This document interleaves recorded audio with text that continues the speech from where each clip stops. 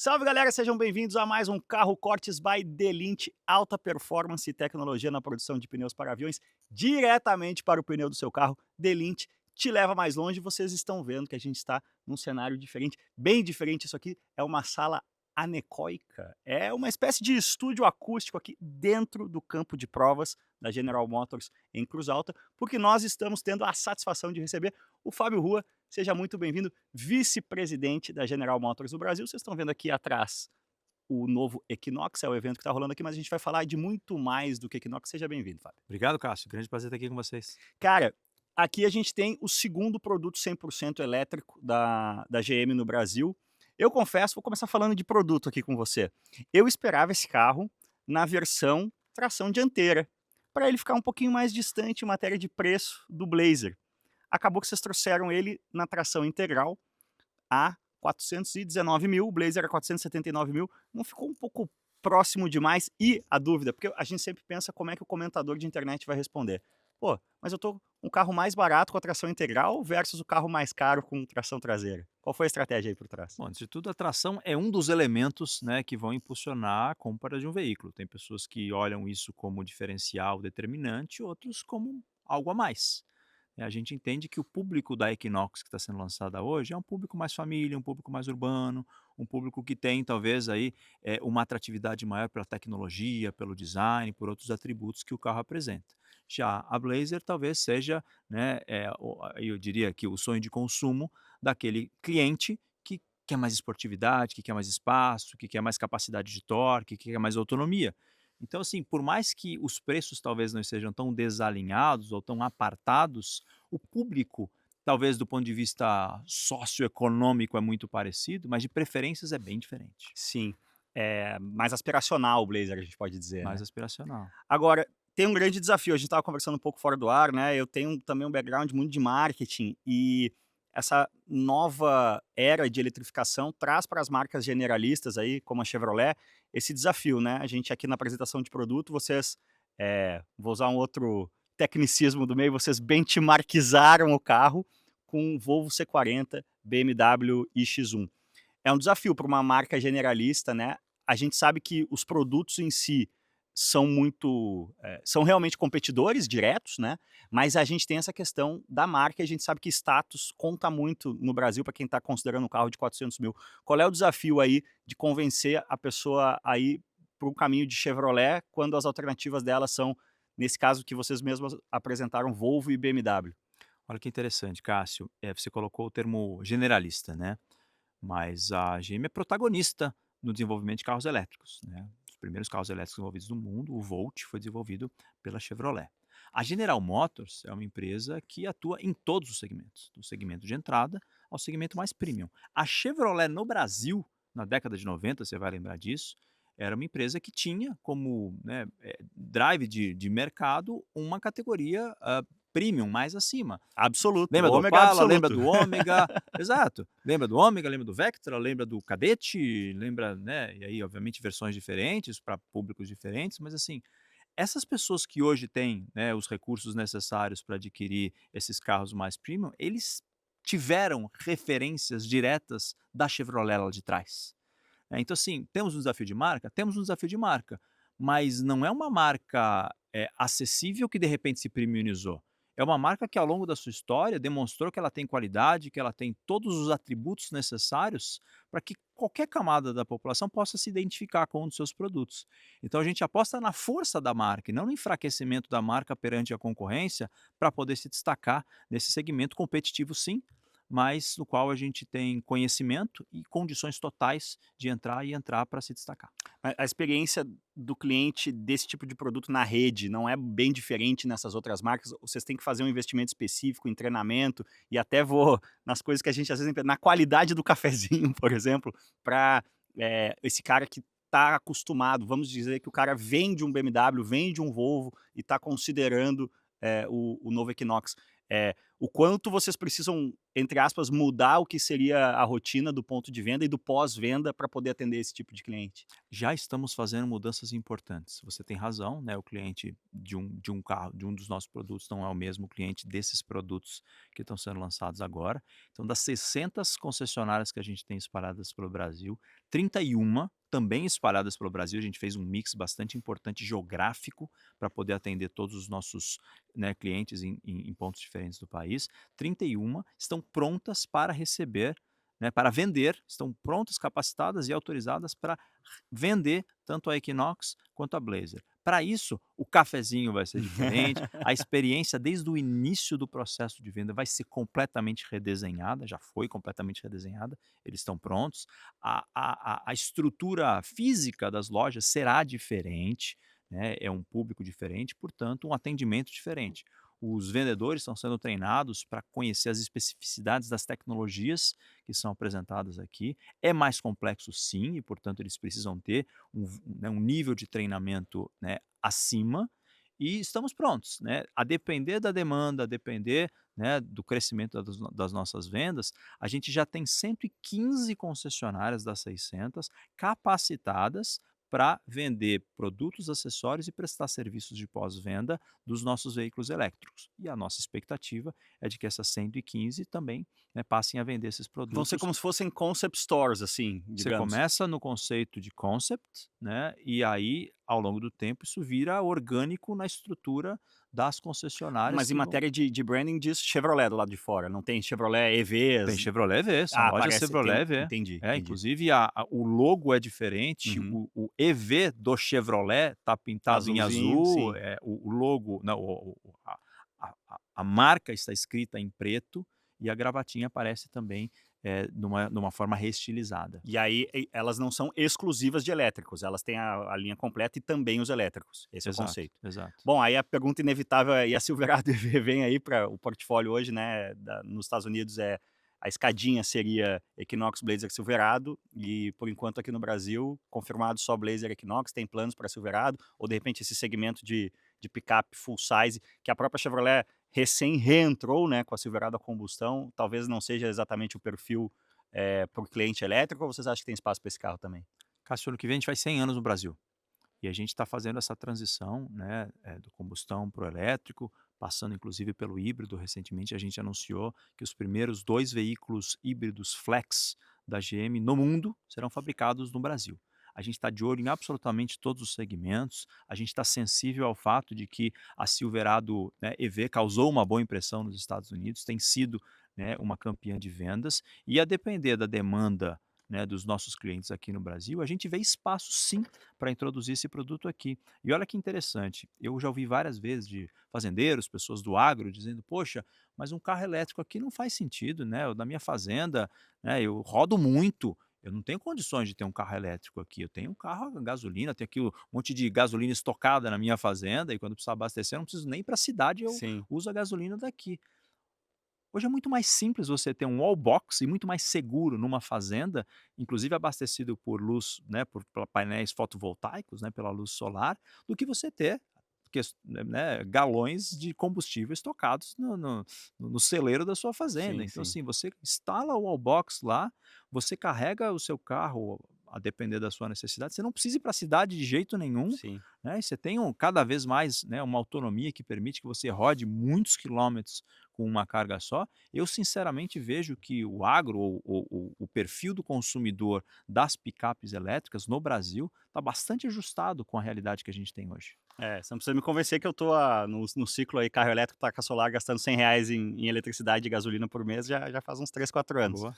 Eh, Cara, como é que fica nessa, para quem não acompanha tão de perto o noticiário, né, a GM em 2021, estabeleceu um compromisso público de ser 100% elétrica no mercado americano para o que eles chamam lá de light duty, né, os veículos leves, vamos chamar assim, ou seja, carro, SUV, talvez até picapes até certo patamar, no mercado americano.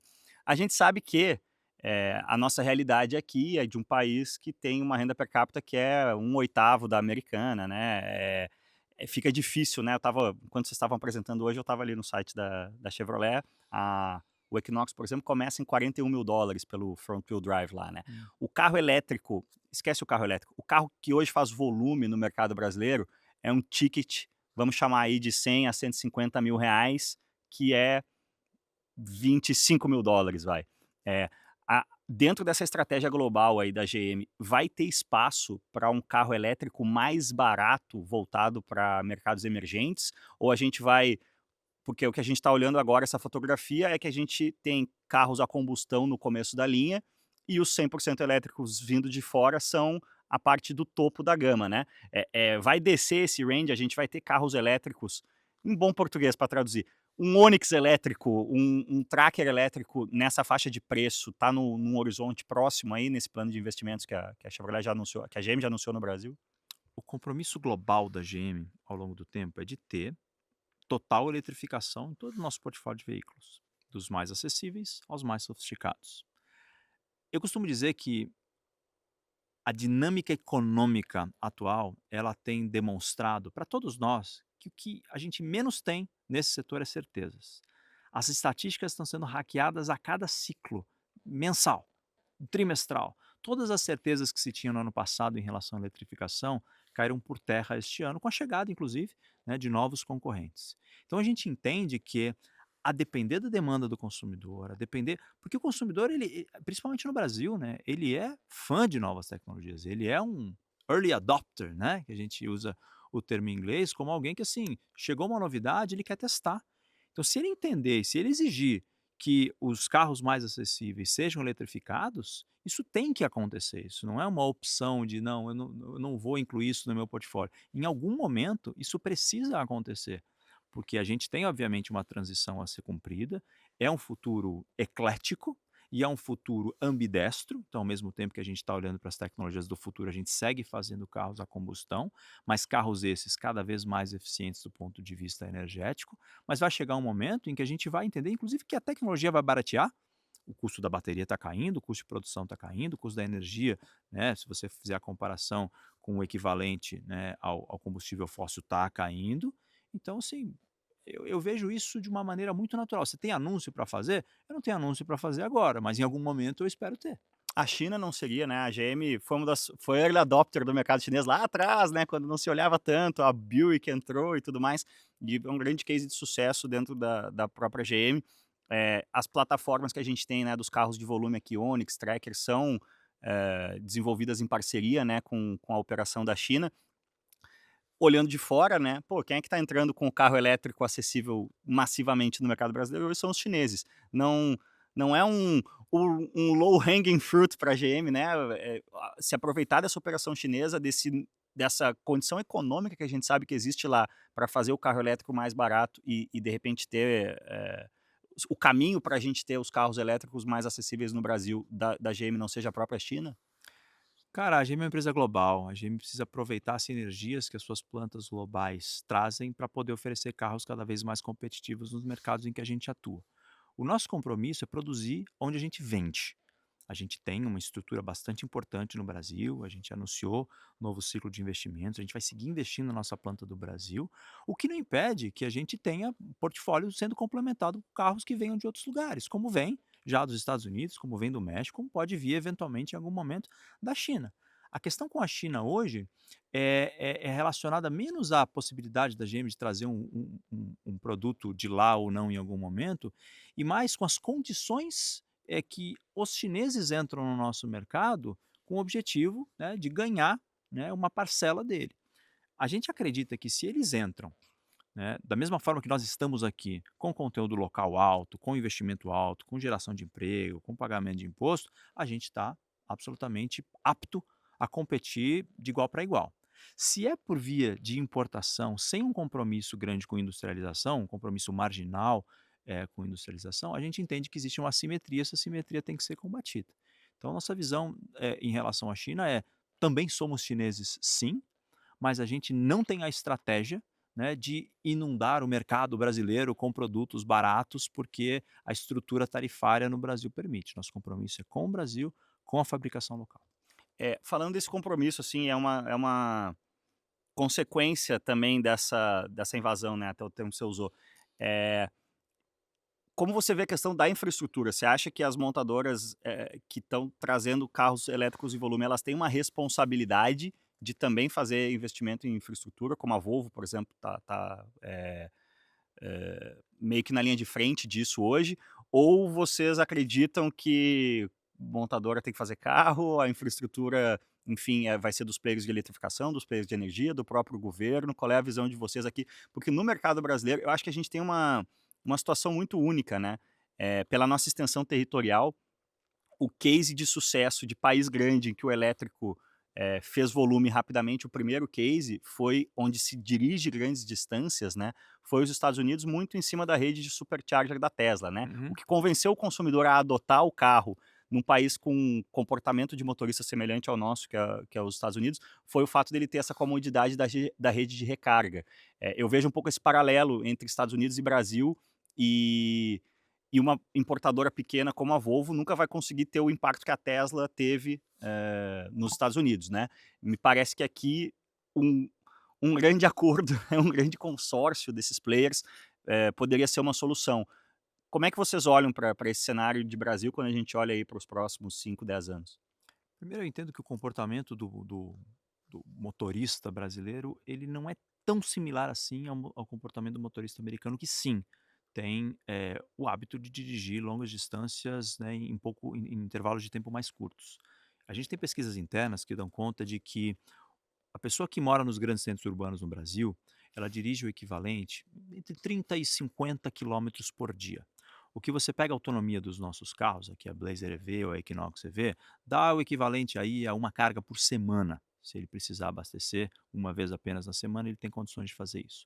As pessoas que viajam, as mesmas pessoas que moram nos grandes centros urbanos e viajam, elas viajam uma distância de até 400 quilômetros da sua residência. Ah, mas e o cara que quer viajar 1.000? E o cara que quer viajar 2.000? Ora, talvez com a infraestrutura que a gente tem hoje, ele talvez não tenha tanta facilidade para fazer essa viagem.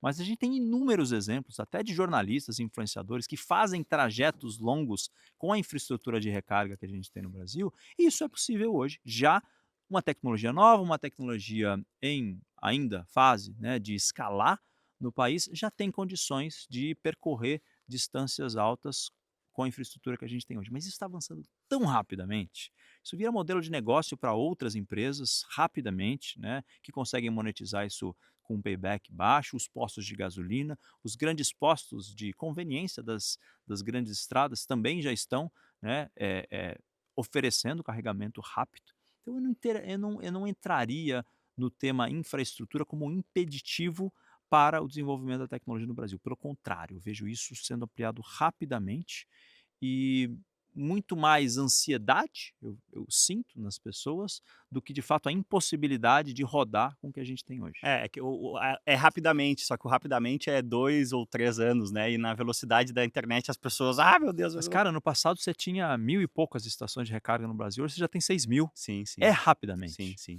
tá sem indo dúvida. rápido. Você tem um background muito de relação governamental, né, baseado em Brasília. Uma das coisas também que me angustia um pouco, eu sou um evangelista, vai, da eletrificação há muito tempo. A gente viu muito como quem tomou a linha de frente, na questão de regulamentação, de timeline mesmo, né, quando vai acontecer tal coisa, na Europa. Na Europa de forma muito homogênea, né, o Parlamento Europeu, primeiro a Alemanha. Nos Estados Unidos também de forma menos homogênea, porque a gente tem a questão dos estados lá, mas também é o governo.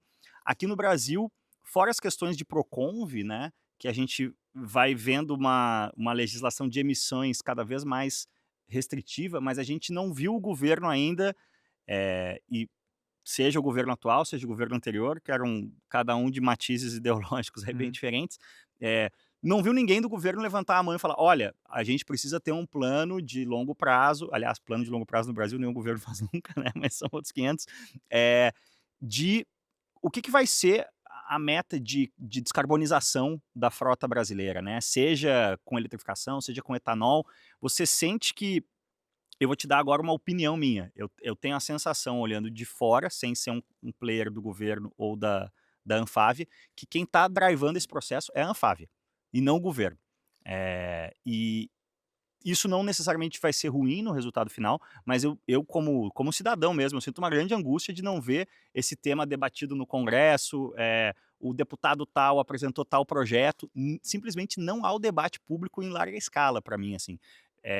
Como é que vocês veem, assim, o que que vocês estão esperando em relação ao governo? Realmente não vai vir do Congresso, do governo, isso no Brasil? A gente sabe que o nosso Congresso é, digamos assim, sua maioria não é tão preocupado assim com as questões ambientais. Enfim, estou te dando a minha fotografia de fora do que me angustia dessa falta de proatividade do governo, né, das entidades governamentais em relação a isso. Vocês sentem isso? Como é que vocês veem esse processo?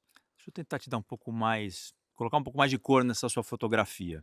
E aí eu não estou defendendo A nem B, mas para além do Proconv, né, que você bem colocou, e a gente tem ano que vem aí, né, um período importante para adoção dessas tecnologias de descarbonização, que vão ampliar ainda mais a eficiência energética dos carros, nós temos uma política automotiva que foi desenhada e aprovada no Congresso em junho deste ano, o Mover, é um projeto de mobilidade verde e inovação.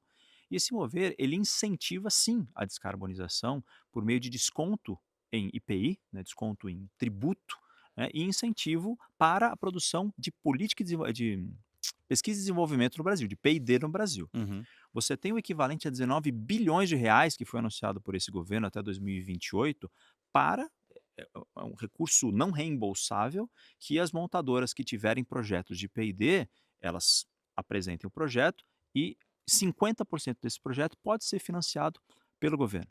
Você tem na política industrial brasileira, a NIB, a nova indústria brasileira, também vou chutar aqui um número, mas são centenas de bilhões de reais de crédito para que as empresas possam utilizar o recurso para também descarbonizar suas frotas. Eu vejo o governo ontem eu estava em Brasília para o lançamento do projeto Combustível do Futuro, na verdade a sanção do projeto Sim, Combustível do Futuro, que é um projeto que tem como objetivo ampliar a quantidade de etanol, né, na gasolina, estimular o desenvolvimento de combustível sustentável para a aviação e também fazer o mesmo com combustíveis em diesel, ampliar, né, o mix de biocombustível no diesel. Eu vi o governo extremamente mobilizado. sim. Neste evento, tinham lá dezenas de ministros, o presidente da República, vice-presidente, a ex-presidente da República, Dilma Rousseff, estava lá. Assim, tem uma meta de descarbonização do setor de transportes? Não. Isso é Essa um bom é ponto. exato, essa é a minha angústia. Mas algo está sendo feito? Eu diria que muita coisa está sendo feita. É drivado pela Anfávia? Não. É drivado pela visão deste governo de que o Brasil precisa ser um protagonista no processo de descarbonização da nossa economia, como toda a população, o país inteiro. Tem uma meta até 2050, sim. O Brasil, quando assinou o Acordo de Paris, ele colocou que até 2050, assim como Estados Unidos, assim como a União Europeia, seriam neutros na emissão de carbono. Tem um longo caminho a chegar lá. Uma dica, uma sugestão, uma aspiração, um sonho que eu tenho, é que o governo, como indutor de comportamento, você colocou isso muito bem no início da sua pergunta, ele seja protagonista no processo de adoção dessa tecnologia. As frotas do governo, na minha cabeça, deveriam rapidamente ser convertidas para o híbrido Sim, elétrico. Então, assim, tem bilhões e bilhões de reais que são investidos ao longo do ano para comprar ambulância, para comprar carros de polícia, para comprar carros oficiais e que até agora a grande, né, o grande consenso sugere que esses carros vão continuar sendo carros a combustão. Por que sim. não reforçar o compromisso, né, que eu trouxe aqui, que de fato existe, por meio da aquisição de carros de novas Sim, tecnologias? é outro low hanging fruit, né, do que a gente estava falando, seria fácil de fazer e essas inovações de frota são rápidas.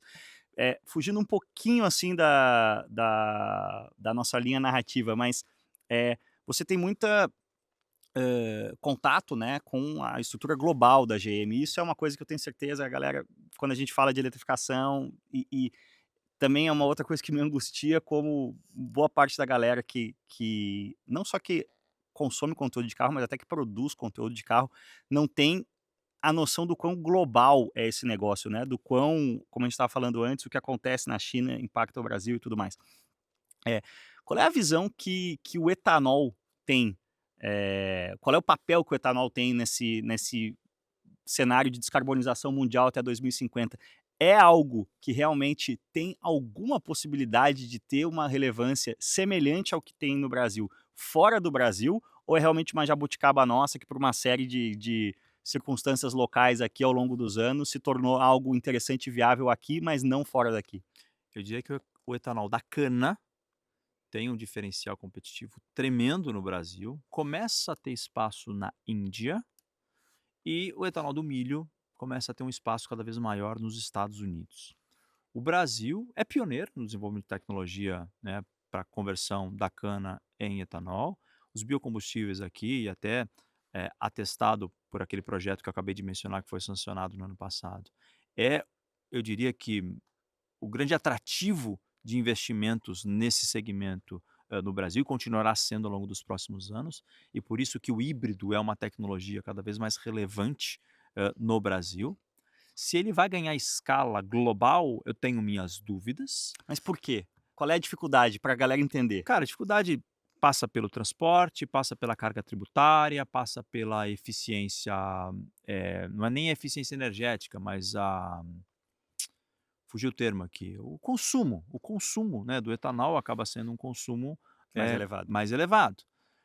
E obviamente por questões, práticas de disponibilidade, né, você, hoje no Brasil, você não tem competitividade para abastecer com etanol no país inteiro. Você tem competitividade para abastecer talvez em São Paulo, no Paraná, em algum grande centro urbano, mas tem postos de gasolina, por exemplo, no Nordeste que nem bomba de etanol tem, Sim, né, e você sabe disso, no Centro-Oeste também é mais caro, é mais barato o preço por litro, mas no consumo acaba ficando mais caro. Então as pessoas não têm, tanto isso disseminado como a solução de todos os seus problemas. Então eu acho que não vou chamar de jabuticaba, mas vou dizer que o etanol talvez seja um combustível de nicho sim, a depender, né, das benesses, né, que esses países têm em relação ao plantio da cana e a utilização, a tecnologia existe, então é mais talvez a disponibilidade do produto, porque se ele precisar viajar muito, aí o custo vai encarecer sim. bastante. Aqui no mercado brasileiro esse ano a gente está 13% acima do ano passado, é isso, né? Em termos de? De volume do mercado, Sim, crescimento do sim, volume, né? sim, 13, 14 é a Eh, expectativa. É. cara, você acertar o que eu vou te perguntar agora, se você tiver 100% de assertividade, você tá ganhando dinheiro, porque no Brasil ninguém consegue ter 100% de assertividade em nada quando a gente olha para 3, 4, 5 anos. Mas, a gente vem também ano passado também teve um crescimento de 2 dígitos, né, em relação a 2 anos antes. Uhum. Eh, o que está acontecendo, assim? A gente está recuperando da pandemia, eh, tem um ciclo de não sei, players de fora grandes como China, Índia entrando na economia, está aquecendo. Qual é a fotografia aí que vocês fazem, a leitura para os próximos 4, 5 anos de mercado brasileiro? A gente deve seguir no crescimento. Em resumo, existe alguma possibilidade de nos próximos anos a gente chegar de volta a patamares ali de 2012, 2013, produção nacional batendo quase 4 milhões de unidades, ou isso foi algo muito específico daquele momento e a gente não deve ter esse retorno? Cara, a gente trabalha para crescer a produção sempre. A gente tem uma capacidade ociosa importante na indústria, que chega próxima dos 50%.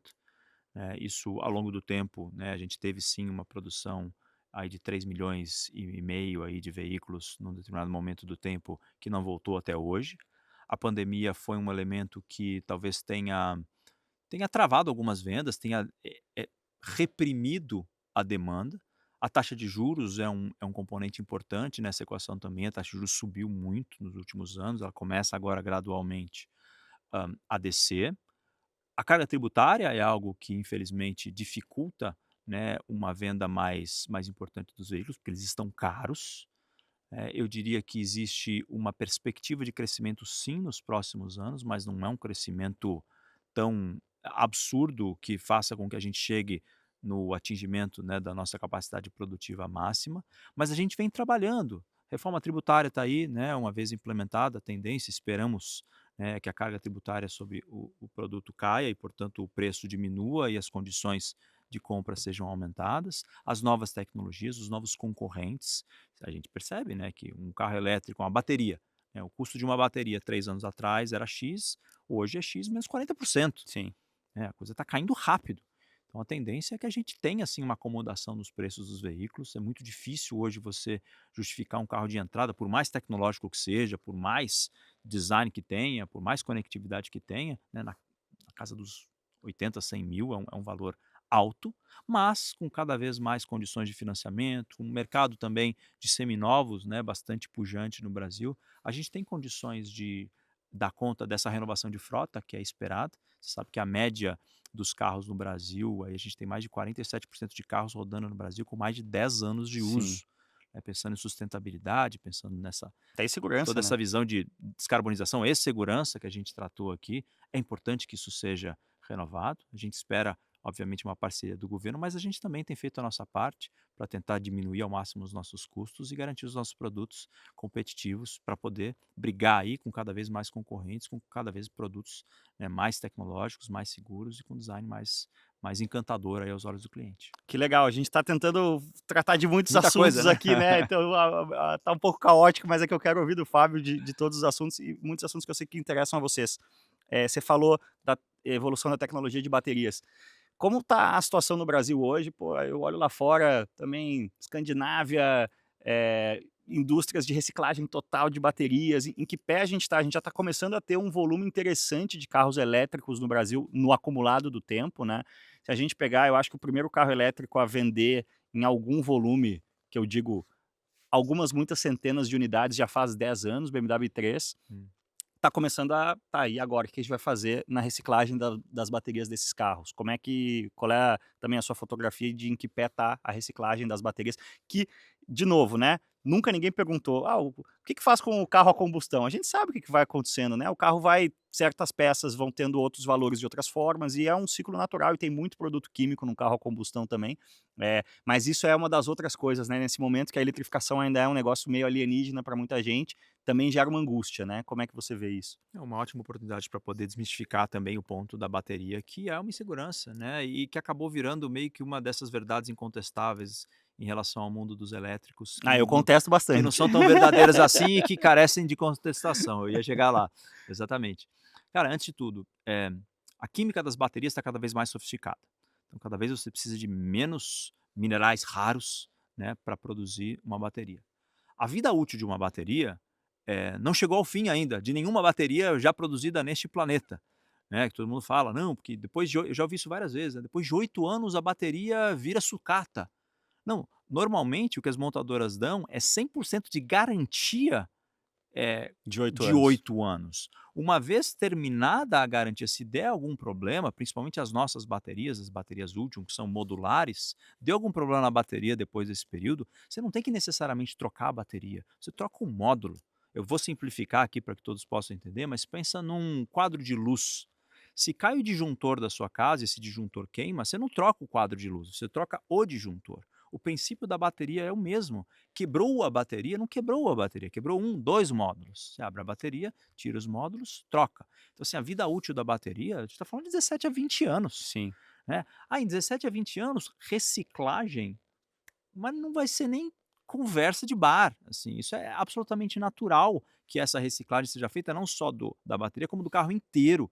A gente tem uma meta de sustentabilidade na composição dos nossos veículos, que dá conta de que até 2030, 60% dos itens dos nossos veículos serão sustentáveis. Aí o conceito de sustentabilidade, né, existem obviamente debates que podem ser travados aqui, mas é fato que os nossos fornecedores estão sendo educados, estão sendo estimulados, estão recebendo todas as condições necessárias para que eles mudem as matérias-primas que compõem as suas peças para essa busca, né, de uma economia de zero ou baixo carbono. Mesmo vale com as baterias.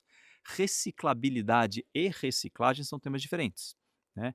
Todos endereçados no mover, que eu mencionei a você. Então existe um estímulo do governo brasileiro na redução do IPI também, a depender da comprovação de que a montadora está contribuindo para processos de reciclagem e suas peças com teores de reciclabilidade cada vez maiores. Então, assim, de novo, é um tema? É um tema. Está sendo endereçado? Está sendo endereçado. Na velocidade da luz? Não, porque não tem a menor necessidade de Sim. você, neste mo não tem nem competitividade. 90% das baterias hoje de carros elétricos já podem ser recicladas. A que custo? Custo muito alto. Sim, Mas elas precisam já estarem prontas para serem não, elas estão no início da sua vida. claro. E é uma coisa, você falou aí a questão da competitividade, de certa forma, o mercado cuida disso, né. O Brasil é o país que mais recicla lata de alumínio no mundo, 99,9%, porque dá dinheiro, né. Uma das coisas que eu tô, ansiando aí para cair o preço e tal, é poder ter a bancada de baterias em casa, que a bateria automotiva vem muito, né, para esse uso doméstico depois, e aí hoje se eu quisesse ter uma bancada de baterias na minha casa seria R$ 50.000. Daqui a 5, 6 anos com muitas baterias de Hum. i3 2014, talvez essa bancada caia para 5, 6, R$ 10.000 e a conta feche. Para a gente encaminhar o encerramento aqui, eu vou fazer uma pergunta meio bola nas costas, mas que, esse tipo de previsão é sempre difícil de fazer.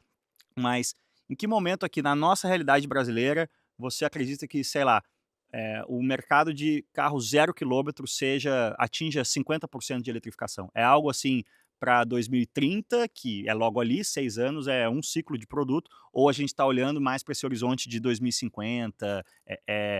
Qual é a curva, né? A gente viu que a curva de adoção do carro elétrico lá fora, né, no que foi projetado até esse target zero de 2035, ela deu uma suavizada, né, várias montadoras, a própria GM, voltaram atrás, né, retomaram planos de híbridos e de carros a combustão justamente porque viram que a curva de adoção do consumidor até aquele ponto estava num ângulo mais suave, digamos assim.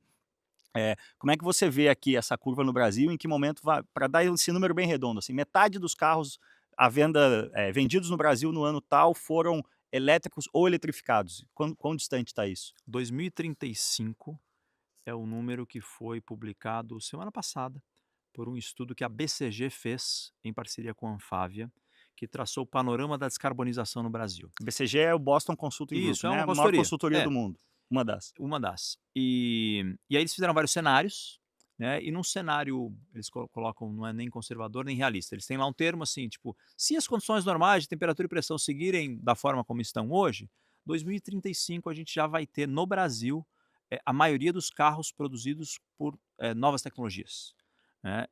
Diria que não, diria que eu não tenho esse dado exato, mas eu acho que novas tecnologias é 65%, dos quais 50% serão elétricos, Uhum. 100% elétricos. Então, assim, é uma perspectiva boa.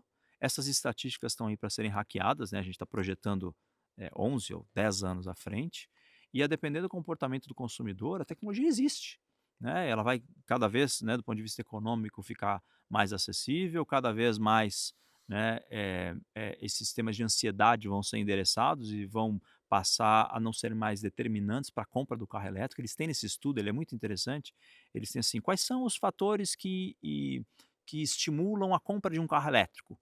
Aí, poxa, é sustentabilidade, é a economia, é a autonomia, né? E quais são os fatores que inibem a compra de um carro? É recarga, é autonomia, é preço, temas que são endereçáveis e serão endereçados muito rapidamente, o que vão fazer com que esses céticos do momento se transformem em entusiastas lá na frente. Sim. Cara, que legal, pra encaminhar uma mensagem final sua aí, eu acho que a gente tem uma coisa muito em comum que indo na contramão do comentador mais exaltado da internet, quando você olha para todo esse cenário macro, global, de médio e longo prazo, eu percebo um otimismo seu, né, e acho que você se considera um otimista em relação a para onde o mundo está indo na questão da descarbonização e o próprio mercado brasileiro, né. A forma que essas coisas, sempre que grandes shifts acontecem lá fora e a forma que isso, aterriza aqui no Brasil acaba excluindo muita gente, sendo não acessível para tanta gente assim. Eu acho que a gente está olhando para um cenário em que o carro elétrico, o carro eletrificado nos próximos 10 anos, o claro, o carro 0 quilômetro no Brasil, a gente ainda está muito distante de ser algo acessível a 100% da população, mas a acessibilidade do carro elétrico não vai ser tão diferente assim da do carro a combustão, né. Eu me considero um otimista, não um otimista ingênuo, mas um otimista que tem, até por questões humanas, né, a obrigação de ajudar a construir esse futuro, né, não vou esperar ele chegar, né, uma das minhas principais funções, além de educar, evangelizar e trazer mensagens, né, de que o futuro ele está mais próximo do que a gente imagina, é ajudar a influenciar decisões. E essas decisões elas têm sim questões econômicas envolvidas, mas a sustentabilidade também está presente no processo de tomada dessas decisões. A gente tem, infelizmente, hoje um mundo que emite o equivalente a 50 bilhões de toneladas por ano de CO2. E que se a gente não fizer nada, as nossas próximas gerações, elas não vão ter condições de ter o estilo de vida que a gente tem hoje. Faz parte da nossa realidade, esse senso de urgência, essa responsabilidade de ajudar a fazer alguma coisa a respeito. De todas as emissões, globais de CO2 hoje produzidas no mundo, o setor automotivo, ele representa o setor de transportes representa o equivalente a 15 e o setor automotivo de leves o equivalente a 7. Então o tamanho da minha responsabilidade é 7%. E eu preciso, como um líder também na Anfávia e uma pessoa que faz interface com os grandes tomadores de decisão, estimular que essas decisões sejam tomadas, para a gente fazer a nossa parte, né, e pau pavimentar, os próximos muitos anos que a sociedade precisa ter para poder comprar os nossos veículos também. E é uma coisa, né, 15%, 7% pode não parecer muito, mas quando a gente está falando que se esquentar 2 graus, Miami vai ficar debaixo d'água, Porto Alegre vai ficar debaixo d'água, mas se esquentar 1,5 não, o tamanho da importância, né, de cada setor é muito grande. Cara, isso não é apocalíptico. Em vários lugares do mundo já chegou a 1,5, Sim. né, e o nosso compromisso lá do Acordo de Paris é não deixar chegar a 1,5. E tá chegando. Então a gente tem uma responsabilidade, tem que trabalhar para descarbonizar essas frotas o mais rápido possível. Que legal demais, obrigado Fábio Hu, espero que você tenha se convencido um pouco dessa mensagem que eu também trago muito aqui no dia a dia. Deixa o like nesse vídeo, se inscreve no canal, porque também tem vídeo da gente acelerando o Equinox aqui na pista, muito legal, do campo de provas da GM. E mais um carro Cortes by Delinte, alta performance e tecnologia na produção de pneus para aviões, diretamente para o pneu do seu carro. Delinte te leva mais longe, voltamos quarta-feira que vem, sempre às 18 horas. Valeu demais. Obrigado. Valeu, Cassio. Obrigado. A mesa é grande. Obrigado.